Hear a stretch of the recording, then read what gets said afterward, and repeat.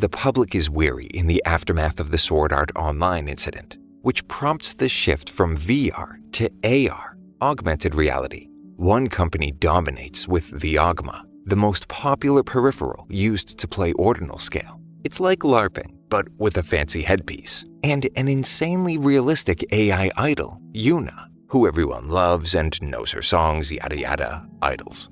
Kirito gets sucked into playing by Asuna and company when Aincrad bosses begin appearing around Tokyo. One night, they join Klein in Akihabara to fight Kagachi, the samurai lord. Before the event starts, Yuna shows up to serenade the players, giving them all a buff. It's Kirito's first real activity after being stuck in bed for 2 years due to SAO, so he has some trouble keeping up physically, and can't RP to save his life. Asuna and Klein don't have that problem, being prolific OS players. Suddenly, a rocket veers off course, heading straight for Yuna, but a player watching from the shadows springs into action and saves her before helping out with the boss. Right before Asuna lands the final blow, she passes the mystery player, who whispers, "Switch." Everyone gets a big points boost for defeating the boss, and Asuna gets an additional reward for being the event's MVP. It turns out the mystery player, Eiji, is ranked second overall. The number 1 spot is oddly empty. He also seems to know Asuna from SAO and calls her by her real name. The following night, Asuna joins Klein and his gang to battle another boss. Cut off from his friends, Eiji appears and starts sadistically toying with the isolated Klein. After the battle, Yuna tries to congratulate Asuna again, calling her by name this time, and Klein is nowhere to be found.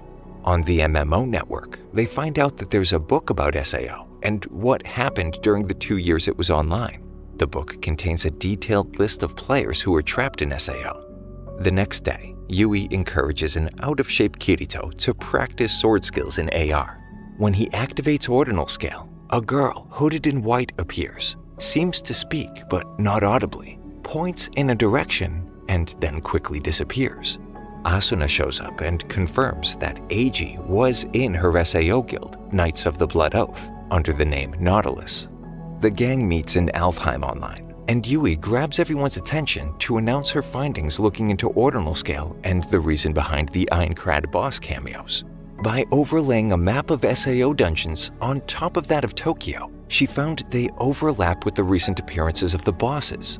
She uses this information to predict where the next boss events will be, and they're all concerned about Klein's absence. Elsewhere, Eiji talks with Yuna while crossing off names in his copy of the SAO book. That night, Kirito is paid a quick visit by the hooded virtual girl again, who's again super cryptic, and points again, and disappears again. Kirito then receives a call from Egil, who breaks the news about Klein's hospitalization. Meanwhile, Asuna, Silica, and Liz attend another boss event. Eiji and Yuna are there again. He talks to Asuna and confirms his identity before he reverts back to cracked out psychopath mode. Kirito shows up while the battle is underway, just in time to watch Silica get straight up pranked when Pina, her pet from ALO, appears. But it's not Pina, and it quickly morphs into another powerful boss from the 91st floor. Eiji pushes Silica to the ground and stands there waiting to watch her get finished off. But Asuna jumps in and protects her, taking the attack herself.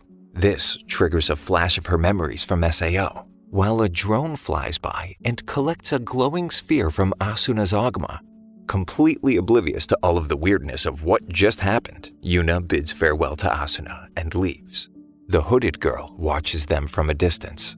Kirito drops Asuna off at home. Beginning to forget her time in SAO, she asks him about how they first met. Later that night, she realizes how serious the gap in her memory is, contacts Kirito to meet up in ALO, and admits her memory loss. The next day, they go to the hospital, where they learn that many SAO survivors have been affected by memory loss, presumably due to some unknown function of the Ogma. Later, they tour Aincrad as it's recreated in ALO, but nothing jogs her memory. She breaks down in their cabin and tells Kirito that she's afraid of losing him and their memories together. Elsewhere, Eiji strokes his own ego about how he's better at AR than the two best SAO players. Kirito visits Klein, who's still in the hospital with a mangled arm and suffering the same kind of amnesia as Asuna. He decides to take matters into his own hands and attend more events to figure out what's going on. He warns his friends not to play OS until he solves the mystery. Despite his warning, Sinon shows up at the next boss fight. She reminds him that she doesn't have any SAO memories to lose anyway. She's a GGO girl. During the boss battle, someone is taken out, and a drone swoops in and scoops up the glowing orange sphere that is their extracted memories. Yui sees it and jets off after it into the drone, but before she can discover anything, she's locked out by a firewall. After the battle, Kirito sees the mysterious girl hooded in white again. He is pissed. She doesn't respond to his questions. She just pops up out of nowhere, points, and disappears. Sinon notices his frustration and asks him what's going on. At last, Kirito puts it together that all the pointing was, in fact, communication, and asks Yui to sort out what she was pointing at from each location that she appeared. Bam! All the pointing intersects at the Toto Institute of Technology, where the Ogma's creator, Tetsuhiro Shigemura, is a professor. Kirito attends one of his lectures, and afterwards, in his office, accuses him of being behind the memory thefts. Shigemura feigns ignorance and tries to spin losing SAO memories as a good thing for the survivors. On his way out, Kirito notices a picture on his desk that looks exactly like Yuna, the AI idol. He realizes that she is Shigemura's daughter, who died in the SAO incident. Kirito visits Asuna at her place. Alone in her room, he finds her diary and, without hesitation, completely invades her privacy. He discovers that she doesn't remember his promise to take her camping. She catches him reading it, but doesn't mind, and even invites him to read it all. Elsewhere, Yuna is excited about her upcoming stadium concert. She asks Eiji to read more of the SAO book to her, specifically about him. But he's embarrassed to say he's not even mentioned in it at all. He admits that he was weak and cowardly in SAO, hence his current overcompensation in AR.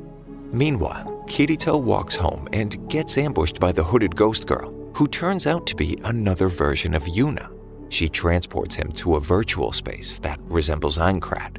He starts questioning her, but she just breaks into song. He wants to know what he needs to do to get Asuna's memories back. And the only somewhat useful thing that Ghost Yuna says is that he's not strong enough to do that yet.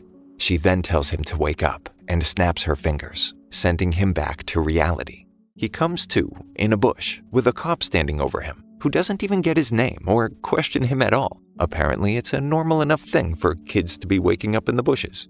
Kirito continues his quest for answers and hits up every boss battle he can, fighting recklessly, risking his memories, but leveling up like the Dickens.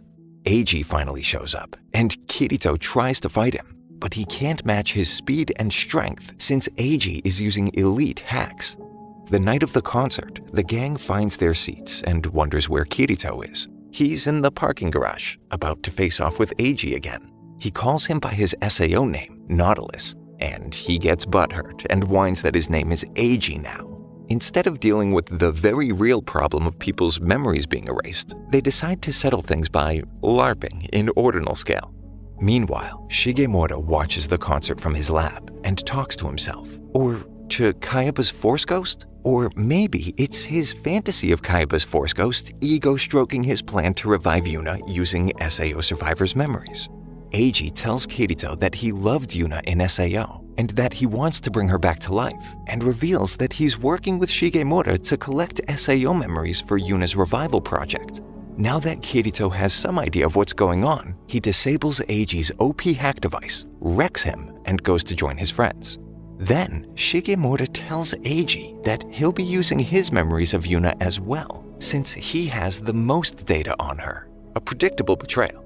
The same boss he sicked on Silica appears and attacks Eiji, who doesn't take off his Ogma because, well, the plot requires that he doesn't.